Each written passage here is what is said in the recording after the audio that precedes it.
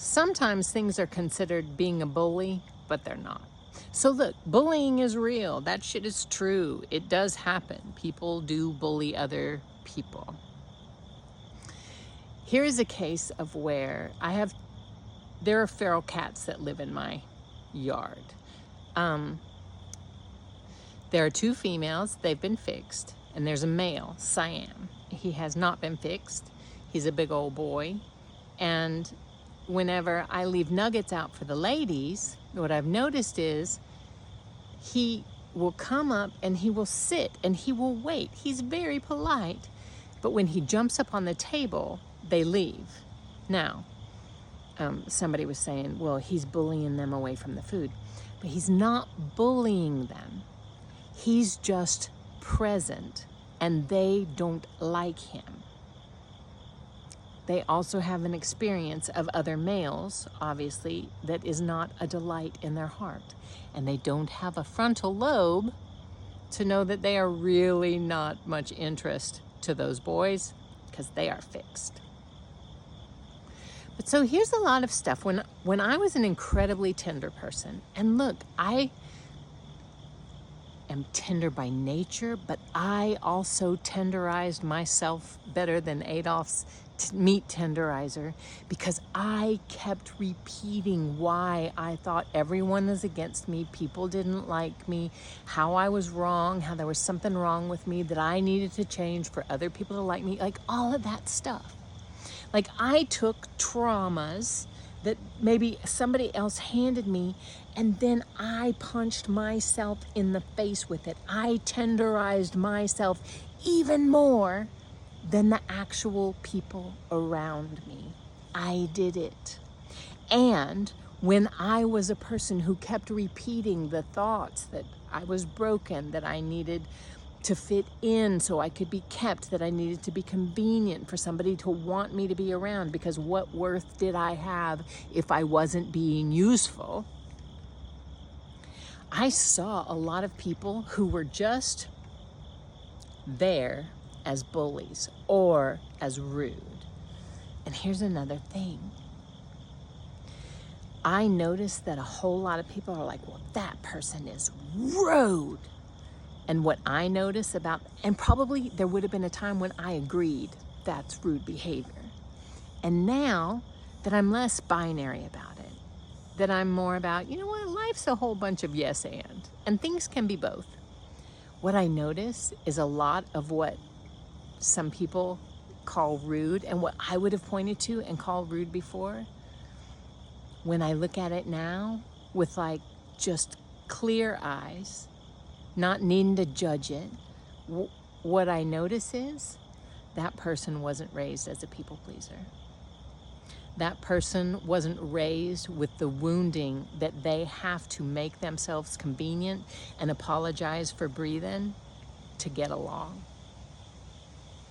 So look, we do this thing where we will justify our behavior with our trauma, and then we look at other people and they are the fuckers who are traumatizing us.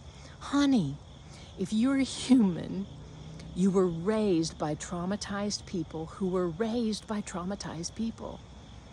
We've been doing this shit since time began. We cannot escape it.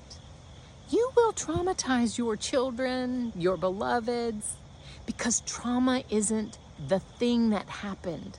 It's the way it got stuck in us and the way we keep replaying it. Trauma has been handed down in epigenetics, but here's the thing.